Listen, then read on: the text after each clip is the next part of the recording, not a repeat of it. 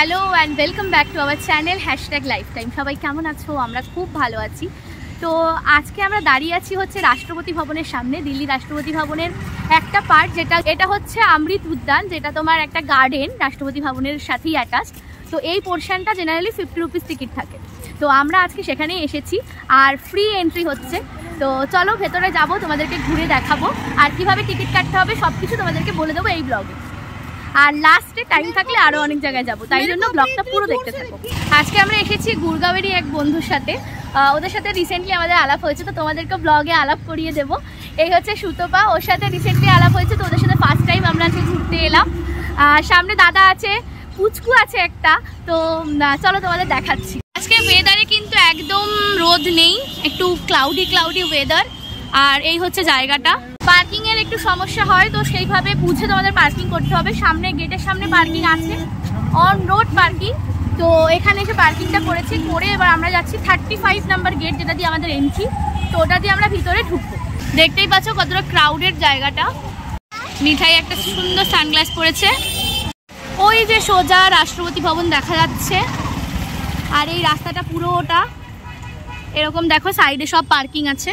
এই যে আমাদের নতুন মেম্বার যারা, এটা হচ্ছে রিনো, আর এটা দাদা। হাই বলো দাদা।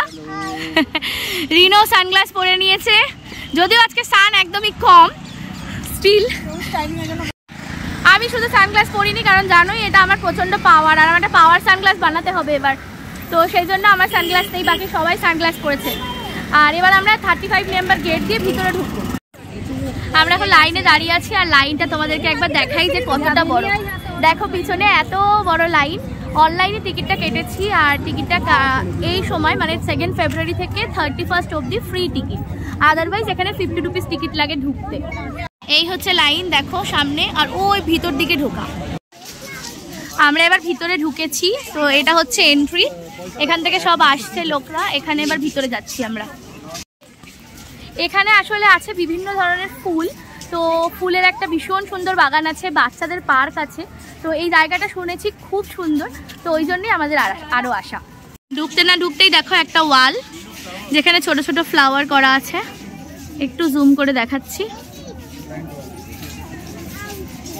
এখানে দেওয়া আছে একটা ম্যাপ, যে ম্যাপটা দেখে তোমরা ঘুরতে পারবে।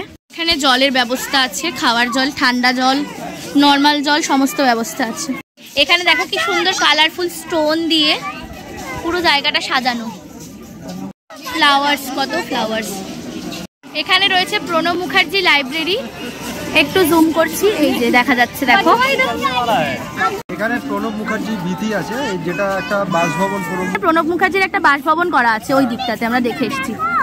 আর এখানে রয়েছে লাইব্রেরি, আর এই হচ্ছে এরিয়াটা। এবার আমরা ভিতর দিকে যাচ্ছি। সানডে, তাই আজকে প্রচুর ভিড়। এখানে দেখতেই পাচ্ছ প্রচুর ভিড়। এখানে দেখো কি সুন্দর একটা গার্ডেন করা।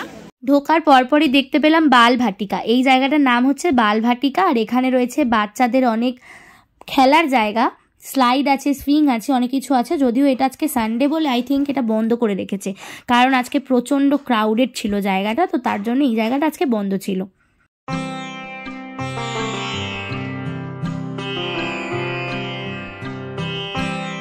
ভিতরে ঢুকে একটা অসাধারণ টিউলিপের বাগান দেখতে পাচ্ছি। ভীষণ সুন্দর টিউলিপগুলো, প্রথমবার আমি টিউলিপ এরকম বাগানে ফুটে থাকতে দেখছি, তো তোমাদেরকেও দেখা। এখানে দেখো কি সুন্দর ইয়েলো আর রেড কম্বিনেশনের টিউলিপ ফুটে আছে। দেখো টিউলিপের কড়ি হয়ে আছে, কিন্তু এই টিউলিপগুলো এখনো ফোটেনি, কড়ি হয়ে আছে, দেখো কি সুন্দর। এরপরে দেখো এখানে রয়েছে ইয়েলো টিউলিপ, আর তারপরে অমৃত উদ্যান লেখা আছে। এরকম একটা জায়গায় আমরা চলে এসেছি, সেখানে এসে অনেক ছবি তুললাম। এইগুলো পুরো ডেকোরেশনগুলো কিন্তু মোটামুটি ফুল দিয়েই করা, ফুল, তার সাথে বিভিন্ন রকম কালারিং স্টোন এরকম দেওয়া আছে। তো এখানে দাঁড়িয়ে কিছু ছবি তুললাম, আর তারপরে চলে গেলাম সারি সারি সাজানো বটবৃক্ষ, তার সামনে। এখানে একটু আগে তোমরা যে টিউলিপের বাগানটা দেখলে, দেখো এইভাবে পুরো নেট দিয়ে আলাদা আলাদা করে সেকশন করে টিউলিপের বাগানটা করা আছে। আর এরকমভাবে এখানে কিন্তু হারিয়ে যাওয়ার কোনো ব্যাপার নেই, সব লোক যেদিক দিয়ে ঢুকছে আর ঠিক একদম লাইন করে পরপর অন্য দিক দিয়ে বেরোচ্ছে। আর সামনেই দেখতে পাচ্ছ এই যে সারি সারি বট গাছ দাঁড়ানো আছে। এরপর আমরা চলে এলাম বনসাই গার্ডেন, আর এখানে সব বনসাই ট্রি, দেখো বিভিন্ন নামের বনসাই ট্রি আছে, সেগুলোকে সুন্দর করে টপে সাজিয়ে আর তার তলায় সুন্দর সুন্দর কালারিং স্টোন দিয়ে সাজানো রয়েছে। এই এরিয়াটা মানে এই সেকশনটা পুরোটাই বনসাই ট্রিতে ভর্তি। দেখো দুই পুচকেকে দেখো কি সুন্দর যাচ্ছে দুজন একজন আরেকজনকে ধরে। এই যে মুখটা দেখি আমি, ওরে বাবা বনুকে নিয়ে যাচ্ছে রিনো, ওরে বাবা রে ওরে বাবা রে। বনসাই উদ্যান দেখে আমরা এখন যাচ্ছি হচ্ছে এখানে একটা বড় ফাউন্টেন আছে, তো বড় ফাউন্টেনটা দেখতে। এরিয়াটাতে খুব সুন্দর আর প্রচুর আজকে ভিড়, যেহেতু সানডে বুঝতেই পারছো সবাই চলে এসছে মোটামুটি। আর এখন তো আবার ফ্রি এন্ট্রি দিয়েছে।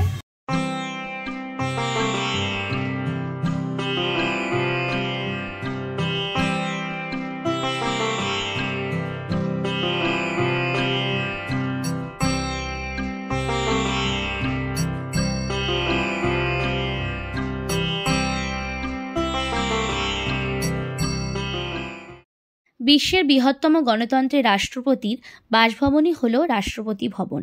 আগে এটি ব্রিটিশ ভাইসরয়ের সরকারি বাসভবন ছিল। স্বাধীনতার আগে 1911 সালে যখন ভারতের রাজধানী কলকাতা থেকে দিল্লিতে স্থানান্তরিত করার সিদ্ধান্ত নেওয়া হয়, সেই সময় এটি তৈরি করা হয়। ভবনটি তৈরি করতে মোট 17 বছর সময় লাগে। 26শে জানুয়ারি এটি বিশ্বের বৃহত্তম গণতন্ত্রের একটি স্থায়ী প্রতিষ্ঠান রূপে রূপান্তরিত হয়। 4 তলা বিশিষ্ট রাষ্ট্রপতি ভবনে রয়েছে 340টি ঘর।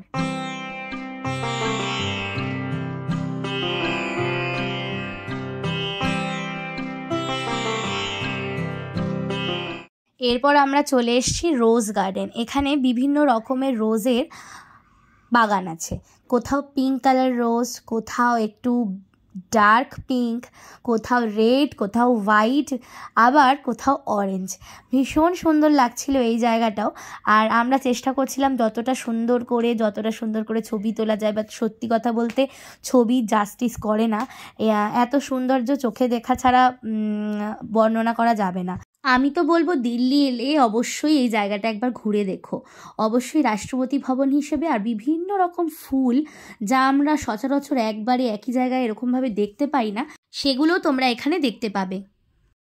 এরপর পুরো বাগানটা দেখে আমরা বাইরে চলে এসেছি। এখানে রয়েছে ফুড কোর্ট, তোমরা চাইলে এখানে খাবার দাবার খেতে পারো, বাট আমরা এখানে খাচ্ছি না। আমরা এবার গুটি গুটি পায়ে বাইরে যাব, আর বাইরে গিয়ে এখান থেকে বেরোবো, বেরিয়ে তারপরে আমরা আরও একটা জায়গায় যাব।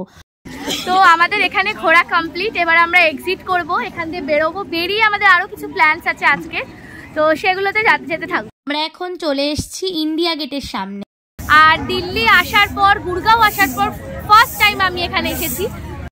এখন বাজে হচ্ছে 4:30, আর একটু পরেই অন্ধকার হয়ে যাবে, তো তখন খুব সুন্দর একটা আলো তোমরা দেখতে পাবে।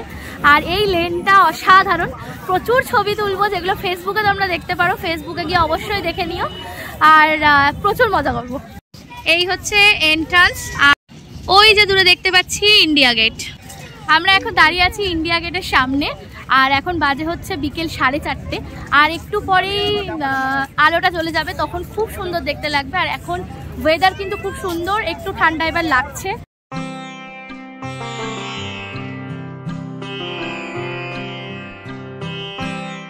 আমরা একটুখানি দূরে নেমেছিলাম, তো তার জন্য এই পিছনে রাস্তাটা দিয়ে পুরো হেঁটে এসে ওপারে হচ্ছে ইন্ডিয়া গেট। তো এখানে একটা আন্ডারপাস আছে, এই আন্ডারপাসটা দিয়ে নিচ দিয়ে গিয়ে তারপর একদম সামনে যাওয়া যায়। এই হচ্ছে আন্ডারপাস, এটা দিয়ে আমরা নিচ দিয়ে যাব, আর ওই পারে হচ্ছে ইন্ডিয়া গেট। এই মোদি দাদুকে জড়িয়ে ধরেছে। আমরা এখন চলে এসেছি এই যে ইন্ডিয়া গেটের সামনে। তো আমাদের এখন ইন্ডিয়া গেটের সামনে ফটোশুট চলছে, আর এই যে দুটো পুচকাকে দেখো, ফটোশুটের পোজ দেখো ওদের।